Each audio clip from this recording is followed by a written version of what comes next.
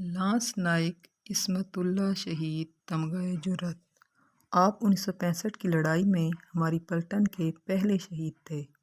ڈھیلی ڈھالی چال، دیکھنے میں پکی عمر کے، کشتی کے میدان میں شیر کی طرح گرجتے تھے۔ 6 ستمبر کی صبح کو جب دشمن نے ہڈیارہ پر حملہ کیا تو آپ دائیں پلاٹون کے سیکشن کمانڈر تھے۔ آپ نے دشمن کے ابتدائی سیلاب کو ڈٹ کر روکا اور شروع ہی میں بائیں ٹانگ پر ایک کاری زخم کھایا، لیکن اس کے باوجود اپنی LMG پوزیشن نہیں بدلی اور 5 گھنٹے تک کارگر فائر کیا۔ جب دشمن ٹینک لے کر آپ کی پوزیشن کو روندتا ہوا گزر گیا تو بھی آپ نے جگہ نہ چھوڑی اور آخر دم تک پکار کر اپنے ساتھیوں کا حوصلہ بڑھاتے رہے، یہاں تک کہ اسی مورچے میں جان دے دی۔ آپ سیالکوٹ کے رہنے والے تھے۔ طبیعت میں عجز اور انکساری کوٹ کر بھری ہوئی تھی۔